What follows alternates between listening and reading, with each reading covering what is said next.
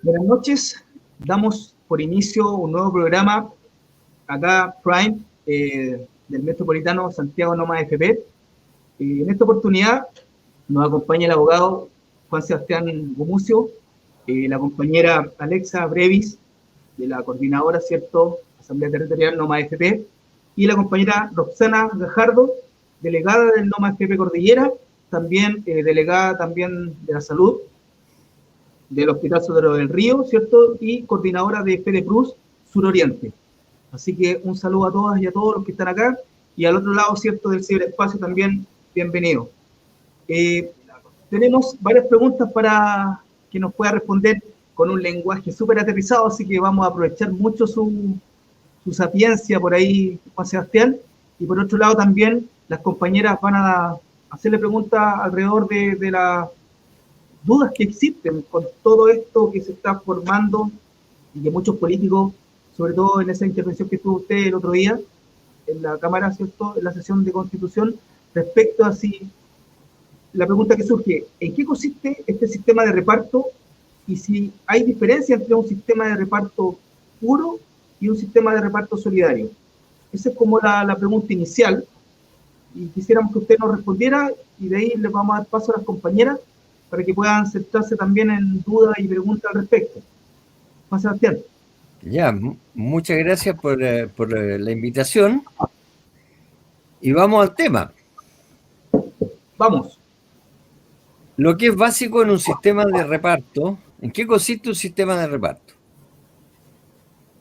¿Qué conocemos así sistemas extremos para que sea más claro? Tenemos lo que hay en Chile, que es la capitalización o ahorro individual, que está basado en la filosofía dicha en términos criollo, ráscate con tus propias uñas. Cada cual ahorra para su vejez y obtiene la pensión que resulta de su ahorro y de las rentabilidades que se obtengan de la inversión de sus fondos, que pueden ser positivas o pueden ser negativas incluso. Esa es la capitalización individual. También puede haber una capitalización colectiva, en que los aportes, los ahorros mensuales, no van a una cuenta individual, sino que van a un fondo común. Esa capitalización colectiva puede permitir solidaridad, según cómo se reparta ese fondo común. En el otro extremo tenemos lo que es el reparto. ¿En qué consiste lo básico del reparto? En lo que se llama la solidaridad entre generaciones, solidaridad intrageneracional. Y esto consiste en que los activos, los que están trabajando, financian las pensiones de los pasivos. Los jóvenes apoyan a los viejos, para decirlo en palabras simples. Ese es el reparto. Y hay una solidaridad entre generaciones, en el sentido que los activos entregan sus cotizaciones, sus ahorros, no para sí mismos, no en una cuenta individual, sino que para la generación que ya jubiló, en el entendido y con la promesa que cuando ellos lleguen a viejos, los que van a ser activos en el futuro, los van a apoyar a ellos. Es como una bicicleta. No sé si me explico. Entonces, hay una solidaridad de los activos con los pasivos. No es la única, porque también hay otra forma de solidaridad que se llama intrageneracional, entre la misma generación, que yo puedo hacer que las prestaciones, las pensiones, no se otorguen estrictamente en relación a los aportes que ha hecho la persona, sino que bajo otras formas que pueden ser más solidarias. No sé si me explico bien. Pero en definitiva, lo que hay que tener presente es que estas fórmulas rompen la idea del ráscate con tus propias uñas, sino Sí, que establece una solidaridad de activos a pasivos y eventualmente en un sistema que también puede redistribuir las prestaciones de un modo que beneficia a sectores más débiles. Entonces, no sé si me estoy dando a entender. Me eh, gustaría verlo se con entiende, Alexa y con Roxana. se Si entiende vamos desde, bien o no vamos bien. vamos bien, se entiende desde la Sí, lectura de la filosofía individual, el individualismo, ¿cierto?, que repite este mercado. Eh, Claro, el individualismo, me gustaría ver si vamos por orden, si tenemos el tiempo, que viéramos qué problemas tiene el individualismo en pensiones, qué problemas tiene la capitalización individual que gestionan privadamente las AFP.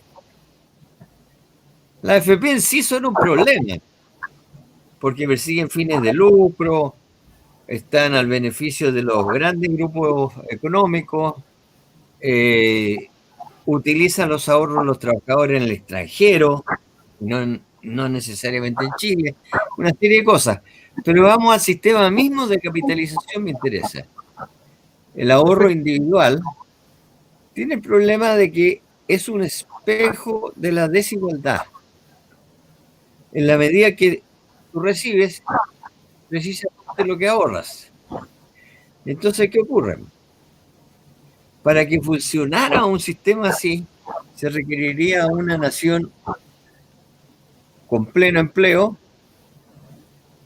con salarios dignos, con regularidad laboral, y de modo que el resultante para todos fueran pensiones suficientes, dignas.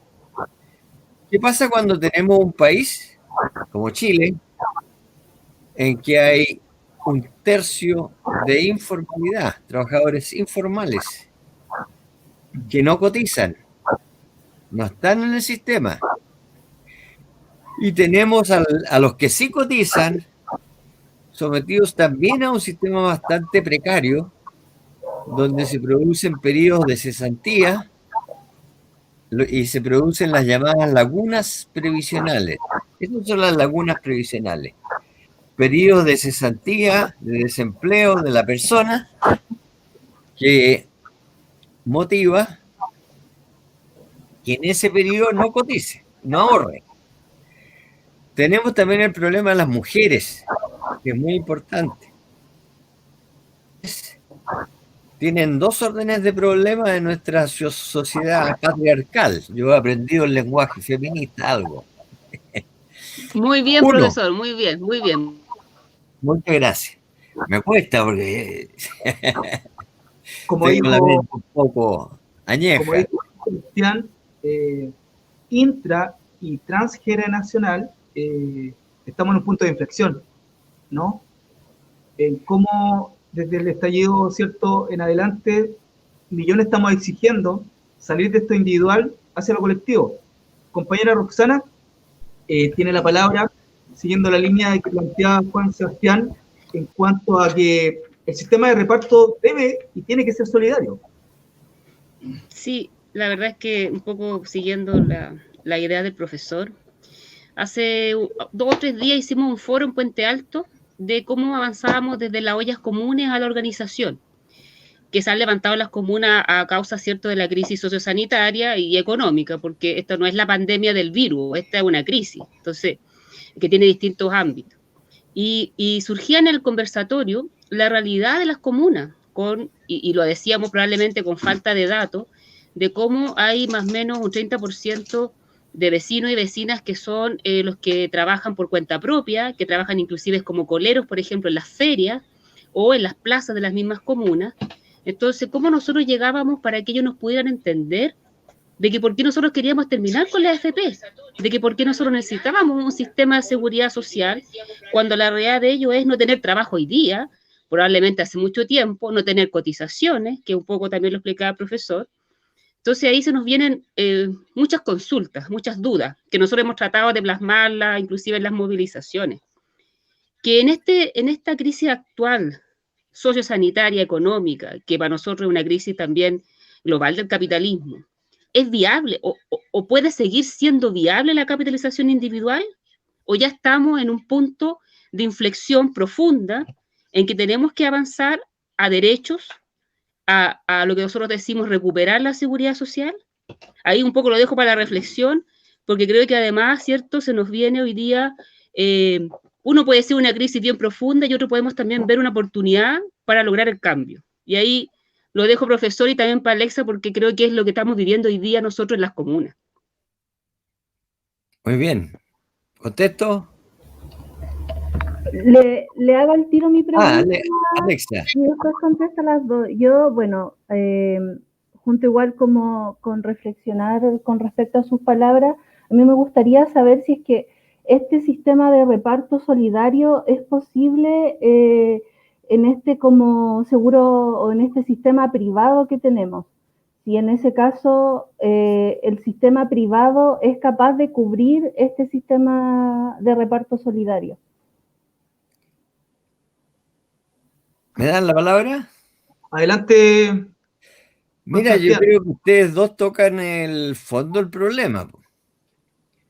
Lo que pasa es que estamos en una crisis profunda del modelo. Aquí doy mis opiniones personales. Yo creo que este país, tal cual está construido, donde se ha privatizado áreas muy importantes de los derechos fundamentales de la persona humana, como es la vivienda, como son las pensiones, como es la educación, como es la salud, es inviable, no es viable este sistema. Y eso explica lo que ocurrió el año pasado y explica cómo estamos enfrentando desde el punto de vista social la pandemia también.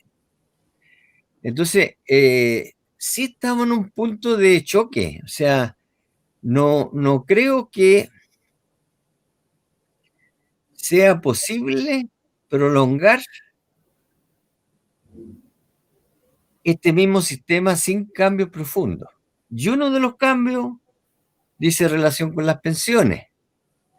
Yo ponía el otro día en el Senado la disyuntiva media trágica de un libro que yo leí de chico, creo que se llama País de las Sombras Largas, algo así, donde a los esquimales viejos que ya dejaban de prestar utilidad, los mandaban solos a morir. Le llenaban una mochilita y los mandaban a morir. Entonces le dije, bueno, si aquí ya estamos en esta disyuntiva, ¿creen ustedes posible que Chile pueda seguir con pensiones tan insuficientes como las que tenemos hoy día y que vamos a seguir teniendo, ojo, estas malas pensiones, y eso lo tienen que haber oído de Marcos Kremerman y de Luis Mesina? Todas las proyecciones que hay indican que las pensiones, lejos de mejorar, van a tender a empeorar incluso. Entonces, ¿eso es soportable? O sea, ¿es soportable que una sociedad le dé la espalda a sus viejos? Esa es la pregunta. Entonces, ahí nos vamos al tema de fondo de que está en la crisis que se va a agravar con la pandemia, que hay que repensar las cosas y hay que crear un sistema que a lo menos, la idea mía, tiene que dar un colchón de bienestar a la gente. ¿Qué ocurre en otros países? Que a veces se hacen malas comparaciones. Tienen educación pública de calidad y gratuita. Tienen un sistema de salud de calidad y gratuito. ¿Ah? De manera que hay un apoyo complementario a la pensión, por último. Pero aquí el viejo tiene una mala pensión, un sistema de salud que lo han empobrecido desde el tiempo de la dictadura, educación de mala calidad y muchas de ellas pagadas. La vivienda, ustedes lo tienen que conocer mejor que yo. A mí me espanta que, no sé, usted ahí quiero oírla a ustedes más que a mí. Me espanta que yo siento que hoy día ya no se aspira a la vivienda propia, se aspira a la vivienda arrendada. Entonces, subsidios para arriendo. O sea, una precariedad máxima, que es distinto Correcto. a lo que yo conocí de joven, pues. En que todos los planes iban dirigidos a darle vivienda y no arrendar vivienda y convertir la vivienda, incluso la vivienda social, en un bien de inversión. Hay gente que invierte en viviendas sociales para arrendarla y obtiene ganancia con eso. De manera que, contestando, yo creo que sí es el momento. Ahora, establecer un sistema, un Chile distinto, más justo, es una pelea fuerte, porque los intereses son feroces. Correcto. Los intereses que enfrentamos son poderosos y van a defenderse hasta que puedan.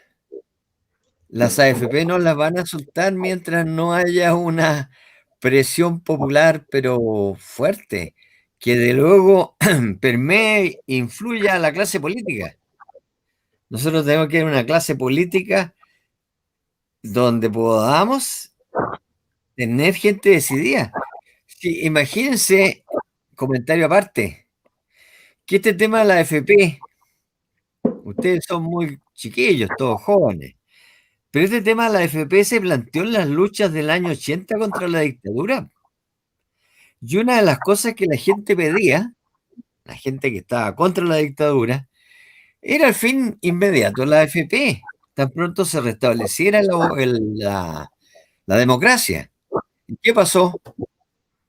Pasó a ser un tema tabú. Se demoraron 25 años para empezar a discutir y todavía estamos pegados. Y todavía no hay claridad política, ni siquiera en las oposiciones, que es la gran traba, po. Al Pero respecto, no cabe duda que este problema no lo vamos a poder eludir. El llamado estallido social y todo lo que está pasando fuerza a que haya un Chile distinto, más justo. Pero es una pelea dura. No la veo nada de fácil, pero es dura, pero hay que darla porque hay valores esenciales de las personas en juego. correcto. Al respecto, gracias, Juan Sebastián, por ser muy claro en tomar un punto bien sensible a millones de familias que están pasando la precariedad de lo que significa el modelo por un lado y lo que ha ahondado por otro lado el sistema tal que son las AFP, que dicho de paso no vamos a nombrar todas las familias que están, ¿cierto?, liderando, los que utilizan nuestro aporte, Luxi, Sichel, bla, bla, bla, hacia abajo, ¿cierto? No es el momento para, pero ellos son los que están trabajando con nuestro dinero y han ahondado, ¿cierto?, por un lado la precarización y por otro lado han dejado de lado lo que es la seguridad social. Muy claro lo que ha planteado acá.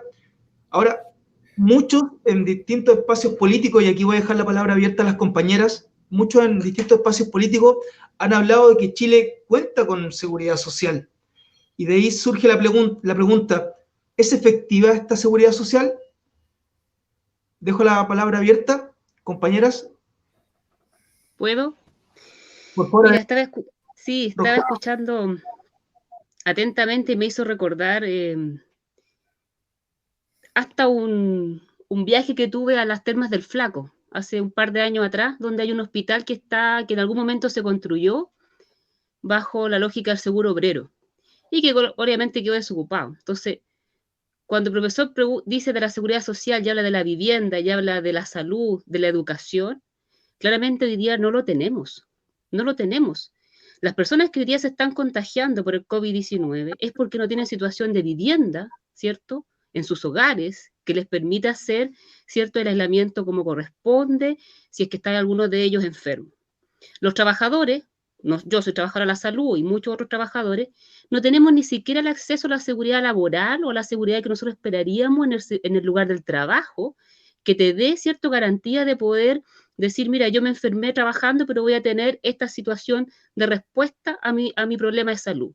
Que hay hoy día mutualidades, ¿cierto? O sea, le estamos entregando la plata a los privados para que lucren, aunque digan que son sin fines de lucro, pero realmente lucran, y no nos dan respuesta. No nos dan respuesta.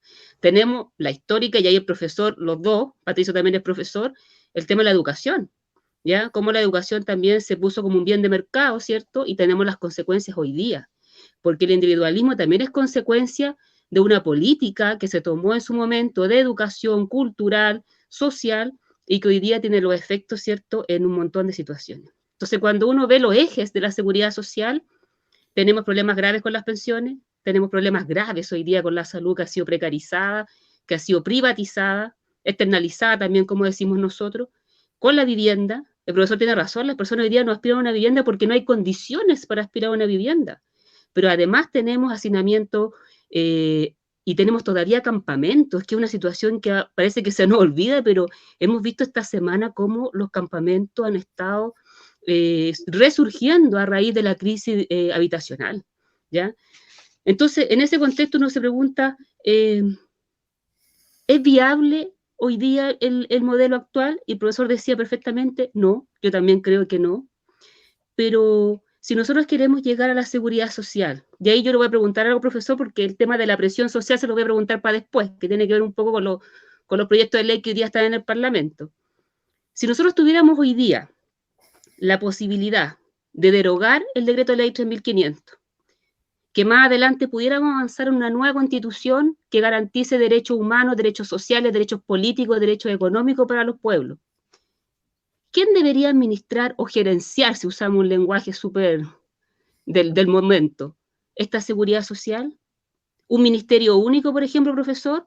¿O podría ser un ente que dé garantías no solo de pago, sino que también de inversión social? ¿Cómo veríamos si tuviéramos seguridad social en Chile? ¿Quién tendría que administrarlo? Es una pregunta que a uno le surge para que también el resto que nos está escuchando vea si es posible o no, cómo está Chile preparado, por ejemplo, para avanzar en eso. Ya el diagnóstico yo creo que está más que claro. ¿Puedo Profesor, contestar? adelante, profe. Ya. Mira, en la administración hay distintos modelos. ¿Qué es lo que, a mi juicio, opinión mía, pero que es lo que se piensa en seguridad social? Esta es un servicio público, la seguridad social, y debería estar en organismos públicos sin fines de lucro. Hay modelos que establecen la acción de entidades que dicen que son sin fines de lucro. Ejemplo, las mutuales y las cajas de compensación. Sóplenme el ojo, que no tienen fines de lucro. Han construido imperios económicos con recursos, con fondos públicos, que son las cotizaciones. Las cotizaciones no son platas de las mutuales. Son platas que establece la ley en beneficio de la protección en caso de siniestros laborales. No son para gastarla en crear otras empresas, y sí las han creado. Y ha habido pésima fiscalización al respecto. De manera que yo pienso en una gestión pública. Pienso que esta gestión pública, y aquí hay una diferencia diametral con lo que tenemos hoy día, porque el sistema, poniendo un sistema de reparto, va a haber también un fondo de ahorro, van a haber excedentes que hay que ahorrar. ¿Qué es lo que pienso yo? Hay economistas que afortunadamente son pocos, pero hay algunos que están en la buena línea, que sostenemos que es absurdo que el ahorro del trabajador chileno los ahorros de los trabajadores chilenos en las AFP, estén hoy día invirtiéndose en el extranjero para facilitar el desarrollo de naciones desarrolladas distintas a Chile. Entonces, ¿cuál es para mí el ideal en esta materia? Primero que, primero que las inversiones no pueden guiarse solo, como hoy día, por el factor lucro. Yo invierto en aquel que me da mayor rentabilidad. Si esa empresa hace prácticas antisindicales o se dedica o acepta el trabajo infantil, por poner un ejemplo, no me importa porque me da buena rentabilidad y punto. Ese criterio yo no lo comparto. O sea, tiene que haber otra mirada en que veamos que los ahorros de los trabajadores estén orientados a un plan de desarrollo nacional que cree industria, que cree infraestructura y dé rentabilidad. No es regalado esto. Que dé rentabilidad, pero que a la vez genere mejores condiciones de vida para todo el país, para todos los chilenos, y mejores ocupaciones, más ocupaciones y mejor pagadas. De manera que ahí hay una reorientación. Yo quisiera ser yo el preguntón, aprovechando que están ustedes. ¿Me dejan? Por favor, adelante, profesor. Yo creo que nosotros, a partir de la dictadura, perdimos una gran batalla, que es una batalla cultural. El chileno es individualista, en razón de todo lo que ha vivido, no porque sea naturalmente individualista. Pero ustedes ven en las discusiones cómo algunos compañeros hablan de mis fondos y nadie me toque mis fondos. ¿Ah? Y se produce ahí hay un problema. Yo quisiera, y ese problema se extiende no solo a lo previsional, sino que a una cultura generalizada en que cada cual tiene que competir con el otro, rascarse con sus propias uñas. Y me pregunta a ustedes que están metidas en las organizaciones populares, ¿cómo andamos en esa batalla por recuperar la idea del colectivo? Eso es lo que es clave. Para una transformación de verdad es clave lo cultural, la mentalidad de la gente. ¿Podemos recuperar esta idea del quehacer colectivo, de la necesidad de trabajar conjuntamente? Eso lo vemos en las ollas comunes hoy día.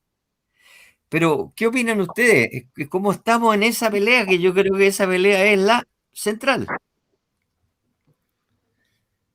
Buena pregunta, profesor.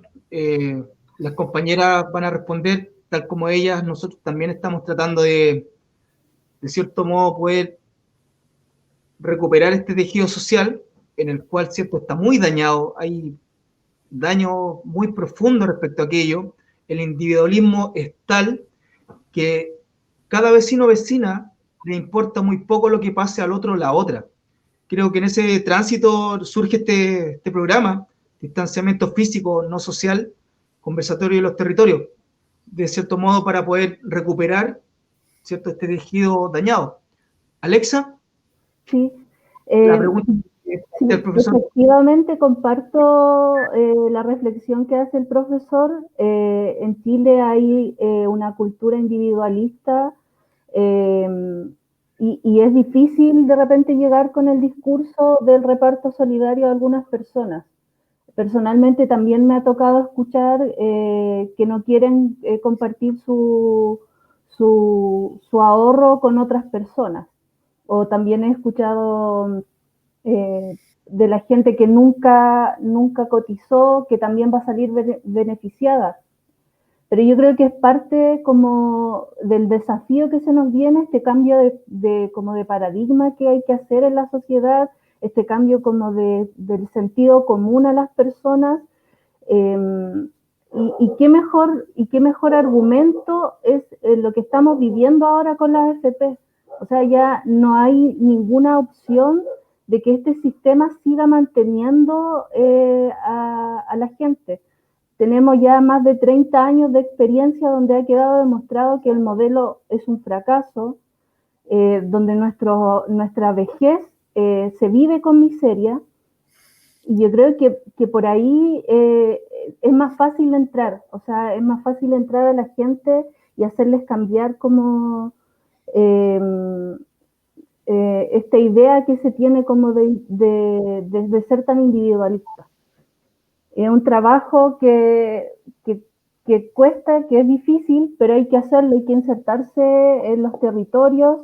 Estaba leyendo recién a un compañero que decía que hay que participar en los comunales, no más AFP, los comunales existen, así que invitamos a todas las personas que nos están viendo a que se involucren. Todos llegamos sin saber nada, y acá en No Más AFP vamos aprendiendo.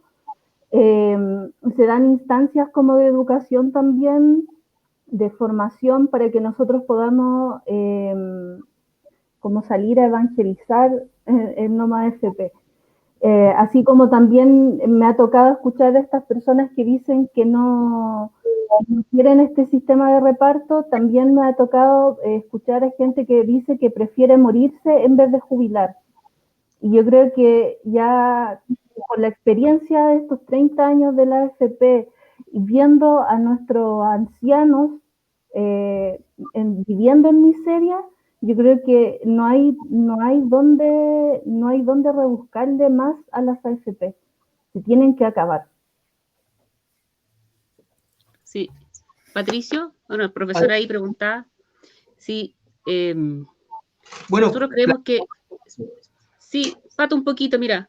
Esta es una lucha ideológica, o sea, es una lucha reivindicativa, ¿ya? Nosotros hemos planteado que en la medida que se va luchando también se va comprendiendo. Las familias hoy día, yo misma tengo mis padres, los dos son jubilados. Cuando tú tienes padres jubilados, abuelos jubilados con pensiones de 130.000 pesos o la pensión solidaria, a pesar inclusive que hayan trabajado 30, 35 años y sacan 200.000 pesos de pensión, yo creo que esa vivencia hoy día también ha ido generando una comprensión en la familia, porque quien tiene que hacerse cargo de ese adulto mayor o de esa adulta mayor son los hijos o otro familiar. Por lo tanto, hoy día, este individualismo que nos llevó a esta situación actual, en la medida que se va comprendiendo en las mismas familias, va haciendo esta conciencia de que el modelo y el sistema nos sirve. Pero nosotros también tenemos que cambiar esta cultura del bono, del subsidio, de las migajas, por una cultura de derecho. Y eso es lo que nosotros hemos estado trabajando, a lo menos en los territorios, desde mucho antes de la revuelta social, en las asambleas populares, en las asambleas territoriales, en el No Más AFP, que aprovecho de mandar un saludo al Sonar Cordillera, en hablar de derechos, porque no significa que alguien que no tenga cotizaciones no haya trabajado. Por lo tanto, aportó a esta sociedad, aportó a una familia. Usted decía a las mujeres, por supuesto, si el trabajo no remunerado no es reconocido. Y a este gobierno y a muchos más no le ha interesado reconocerlo. Y son parte o base del sustento de la economía de cualquier familia, de cualquier país. Entonces, por lo tanto, también tenemos que hacer un cambio, decimos nosotros, en la cultura también del lenguaje y cómo llegamos nosotros a todas las personas. Tenemos que hablar de nuestros derechos al trabajo, a la salud, a la jubilación, no a la pensión, ni a la miseria, ni al bono, ni al subsidio. No queremos ese ingreso familiar de 65.000 pesos, queremos un salario ético para las familias por sobre la línea de pobreza para enfrentar la pandemia, para enfrentar la crisis. Entonces, también tenemos que ir generando esta discusión más profunda y, por supuesto, que cuando llegamos nosotros a veces a algunas poblaciones y nos instalamos hasta con la propuesta de la coordinadora, nos cuesta que se entienda porque muchos están sin trabajo y muchos no han trabajado y no han cotizado en toda su vida. Entonces cuesta. Pero tenemos que también ir generando este cambio cultural de dejar de hablar de este Estado subsidiario y empezar a hablar de derecho. Y ahí obviamente que nos puede costar más en un lugar y otro. Y el otro aspecto que lo quiero comentar es, yo soy trabajadora, yo llevo 22 años cotizando en la AFP, me veo joven, pero no soy tan joven, así que llevo 22 años cotizando. Y nosotros también hablamos con los trabajadores de este sistema. Porque muchos que han trabajado y han cotizado 30 años creen que tienen garantizada una pensión o una jubilación y eso no es cierto. No alcanza ni siquiera el salario mínimo cuando tú te jubilas. y por lo tanto también tenemos que ir generando esta conciencia en los que sí cotizan y en los que tienen años de cotización, que creen que eso les garantiza una pensión para después, ¿ya? Y eso también nos ha costado. Yo soy trabajadora del Estado, nosotros tenemos inclusive un incentivo al retiro, por ejemplo, que no tiene el resto de los trabajadores, y eso es por el daño previsional, y el daño previsional no es solo que tú te cambiaste del sistema de lo que había antes, ¿cierto?, al sistema FP, sino que el Estado te cotizó por 1.000 pesos. Eso fue lo que hizo hace muchos años atrás. Entonces, también tenemos que ir generando esa conciencia de decir, oye, trabajadora, trabajador, si inclusive no tuviéramos eso, tu pensión sería aún más baja. Tenemos compañeros de trabajo que se le terminan los fondos la AFP. Esa es la realidad. Y trabajaron 30 años en los hospitales. Entonces, cuesta, y ahí, profesor, siempre vamos a requerir que también las comunicaciones, los medios de difusión, estén a favor de nosotros y no del gran empresariado, ¿cierto?, del capital financiero, porque claramente las comunicaciones también nos juegan en contra. Los medios de comunicación están cooptados, por lo tanto, las personas también les van metiendo en la cabeza día a día, ¿cierto?, en que es mejor que nosotros nos rasquemos con nuestras propias uñas solitos y no que miremos para el lado. Pero en la familia eso no es real. La familia tiene que asumir al que está jubilado, al que está con la pensión, al que no recibe nada, y yo creo que ese es el mejor ejercicio. Gracias, Roxana. Siguiendo la discusión, en el programa anterior, el diputado Hirsch planteábamos que el dato 2018 del Ministerio de Desarrollo Social planteaba una pensión, digamos, de 160.696, haciendo la relación con lo que planteaba acá la compañera Roxana, de que su padre, ¿cierto?, una pensión de 120.000, ya está bajo la línea de la pobreza, y hay miles de ancianos bajo la línea de la pobreza actualmente con estas pensiones de miseria, lo cual se ha agudizado aún más, ¿cierto? Por un lado la pandemia, por otro lado, ¿cierto?, la crisis social humanitaria ya a esta altura. Es triste, profesor, ver a ancianos en filas enormes fuera de estas cajas de compensaciones que han lucrado desde hace 30 a 39 años ya en Chile. Es triste ver fuera de estos bancos, ya sabemos quiénes son sus familias, no lo vamos a decir nuevamente, pero es triste ver esperando, ¿cierto?, una pequeña migaja, cuando ellos, ¿cierto?, cotizaron toda su vida para poder construir el país que tenemos ahora. Al respecto, siguiendo con la discusión, profesor, estos disímiles que existen entre qué países tienen un sistema como el nuestro, al respecto dejo la pregunta abierta, profesor, porque nos comparamos mucho. No sé si usted recuerda cuando éramos los jaguares. ¿Lo recuerdan? Después estábamos en el paraíso y nos dimos cuenta que no teníamos ni selva, no estábamos ni siquiera alejados de un llamado paraíso. El paraíso fiscal, diría yo, a esta altura. Profesor. Bien. La verdad de que la capitalización individual, el ahorro individual, no es seguridad social. Cuando uno estudia la seguridad social, yo la he enseñado 30 años, lo primero que ve es algunos sistemas de protección que son incompatibles. El seguro privado, la acción mutual, que tiene aspectos positivos, la mutualidad obrera me refiero, no a las mutualidades de accidentes, la asistencia, que es la caridad o la beneficencia, y el ahorro. Y se descarta el ahorro como un sistema de seguridad social porque está sujeto a la capacidad de ahorro, el poder postergar. ¿Qué es lo que es el ahorro? Se lo voy a decir en términos de profesor. El ahorro consiste en postergar consumos presentes para atender necesidades futuras. Entonces la pregunta que ustedes tienen que hacerse, ¿está en condiciones la mayor parte de nuestros trabajadores que tienen promedio de remuneraciones de 500.000 pesos hacia abajo, de tener una capacidad de postergar necesidades presentes? No, tienen salario de sobrevivencia. Entonces es un sistema inadecuado.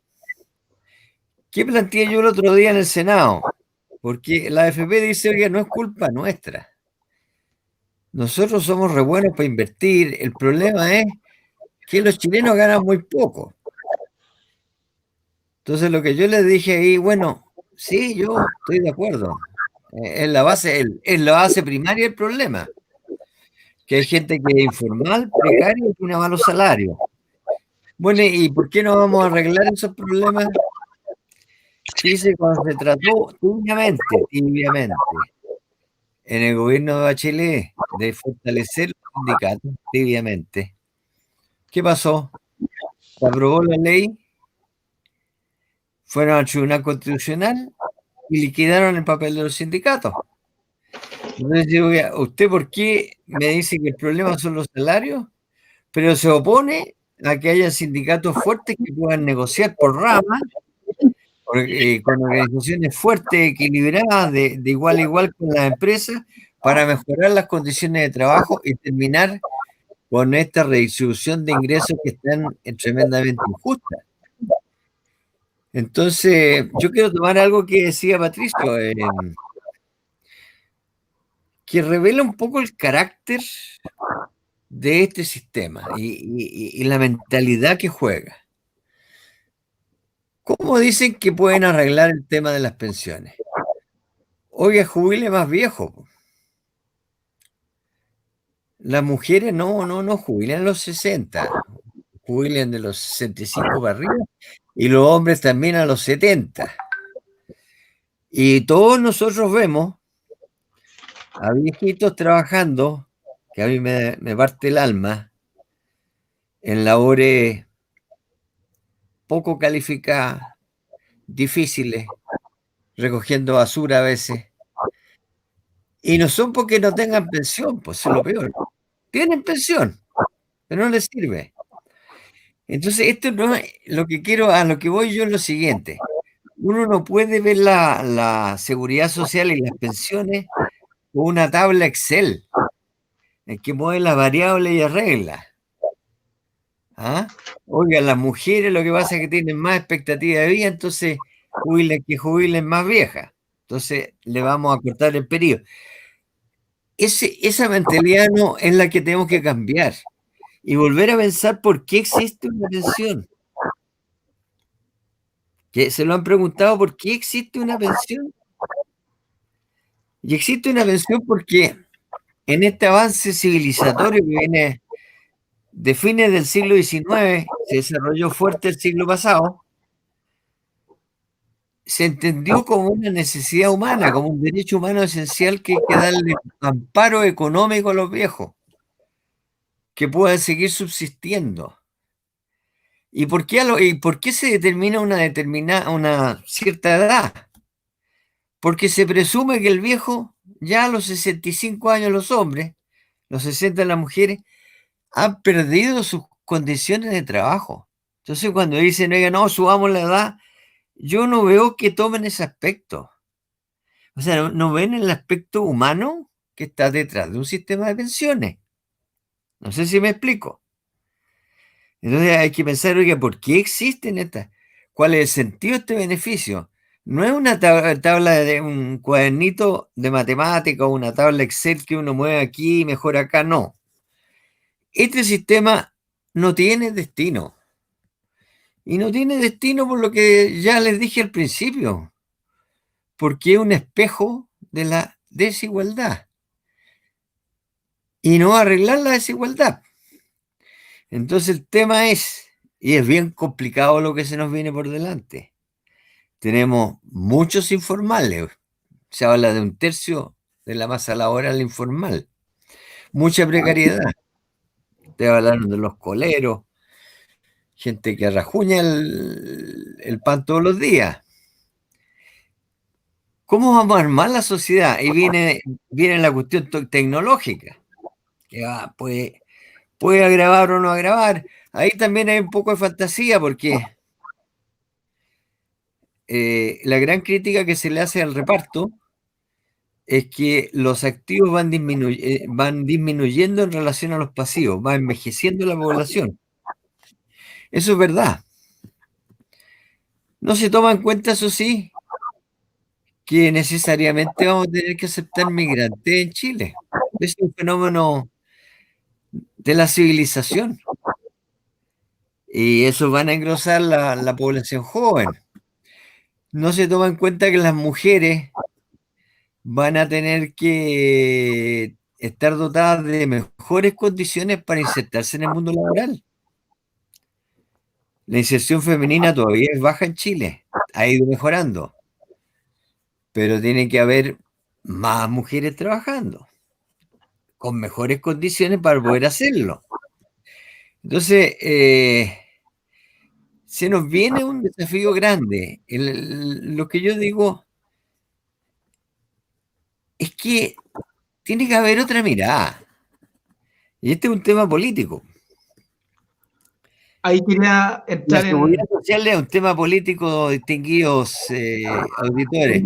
No es un problema técnico, es entrar un problema político. en recta final, profesor. Sí, Usted apuntó a una esfera que, como frente y coordinadora de trabajadores y trabajadoras Noma FP, estamos en que ya se definan los honorables. ¿Es político? Es político. Surge una pregunta del público, dice, ¿cómo percibió usted las preguntas, y de cierto modo ataque, todos lo vimos, en la Cámara, en la sesión de Constitución? Usted lo acaba de decir, ¿es político? Claro que es político. Por tanto, cambiar de un sistema de capitalización, ¿cierto?, privado, el cual especula con tu dinero fuera del país y tanto dentro, ¿cómo percibió usted ese, digamos las palabras como son, ataque de ciertos grupos políticos hacia lo que usted está sesionando en la Cámara de Constitución? mira, yo voy a ser bien raro en esto, mi respuesta. Yo le tengo gran respeto a los políticos y a la política. Sin política no hay democracia. Sin instituciones no hay democracia. Yo no quiero que la política la hagan los militares, como ya lo vivimos. No quiero.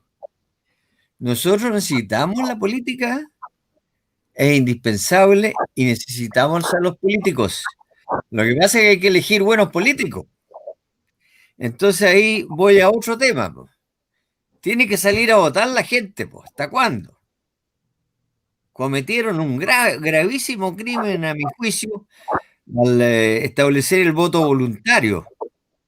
Pero si queremos tener algún cambio en Chile, tenemos que generar conciencia en la gente que tiene que salir a votar y tiene que premiar a los parlamentarios o a los candidatos que representen sus intereses y castigar a los que no los representan. Entonces, eso es básico. Si seguimos en el esquema actual, en que vota menos de la mitad de la gente, tenemos lo que tenemos. Sí, Correcto. así de claro. Entonces, en eso ese es un trabajo que está vinculado con Noma FP también. Porque tenemos que generar mejores políticos que respondan a los intereses populares. Y para eso hay que actuar, estamos dentro de las instituciones, hay que salir a votar por lo menos, pues. No sé si me explico, pero ese es mi punto de vista. Sí, se entiende el planteamiento de participación por un lado y por otro, no olvidar que somos parte de aquello. Cuando se plantea, se me viene a la cabeza una compañera que planteaba, cuando es personal, es político. Y al respecto, queda de manifiesto que si no participamos vamos a quedar fuera y aquellos que toman las decisiones, ¿cierto?, van a seguir encarnados en ese lugar en el cual toman las decisiones a puerta cerrada. Y de cierto modo están desvirtuando lo que es la política per se. Ahora dejo la palabra a las compañeras, siguiendo la misma línea que plantea el profesor en cuanto a la participación. Alexa.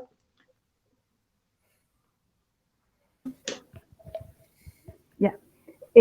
Con respecto a la participación, también comparto las palabras del profesor. Creo que es importante que la gente se involucre en política. Hacer política no está mal, como dice él. Hacer política no significa que nos convirtamos en corruptos o cosas así. Entonces, efectivamente la gente se tiene que involucrar. El primer paso para involucrarse es votar. Yo creo que igual como después del estallido social va a haber un después y se va a notar en las próximas elecciones. Y el cambio de los políticos, claro, tiene que ser de las personas que están haciendo política, porque la política es la que nos ayuda, claro, como decía usted, y tiene que apuntar la gente a cambiar a los políticos, a las personas. Hemos visto ahora a la gente teniendo acciones políticas también. La olla común en los barrios que se están levantando es una manera de hacer política. Tener centros de acopio, hacer compras en comunidad, todas esas son políticas que estamos teniendo todos ahora. Así que yo comparto igual, y yo creo que la mejor manera como de salir como de esta crisis que estamos viviendo es que la gente se organice, se levante en sus barrios. Queda como demostrado ya que la organización vecinal, la solidaridad es la que realmente levanta al pueblo. Correcto. Muchas gracias, Alexa. Compañera Compañero, Roxana, adelante. Sí, antes de eso solo me quiero referir a un punto que plantea el profesor cuando hablaba de la edad, ¿cierto?, de las personas que se jubilan. Vimos una situación bien contradictoria estos 3 meses del COVID-19, cuando Mañalich daba los informes en la mañana tipo televisivo, porque eso es lo que han hecho este gobierno cuando da los informes, las cifras y todas esas cuestiones que nosotros además como trabajadores sabíamos que no ha sido cierta los números, etcétera. Pero él señalaba, hubieron 10 muertos, pero todos eran mayores de edad.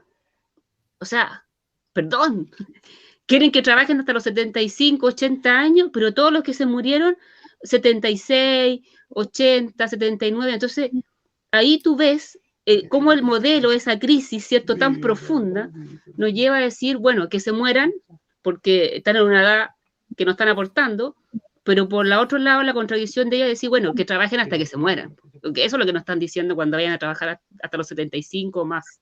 Entonces, solo quería comentarlo porque eso a nosotros siempre nos ha hecho mucho ruido. Yo creo que la crisis de legitimidad de toda la élite política y de las instituciones también, porque eso pasó también con lo que pasaba con Carabineros, etcétera, llevó y ha llevado a esta baja participación en una parte nomás, que es la votación, porque nosotros somos hoy día y lo que queremos es avanzar una política deliberativa, o sea, que podamos nosotros discutir y poner los temas en discusión, no ser espectadores de. No queremos estar mirando la teleserie que ocurre en el Parlamento, la teleserie que ocurre en la moneda. No queremos eso, queremos participar. Pero obviamente requerimos un pueblo organizado, movilizado y que pueda llegar a esa participación. Y ahí, profesor, yo le quiero preguntar, porque usted está hoy día participando en estas comisiones por un proyecto de ley, ¿cierto? Que sabemos que hay de iniciativa parlamentaria y que para cambiar este sistema modelo necesitamos un proyecto, ¿cierto? O el patrocinio del Ejecutivo.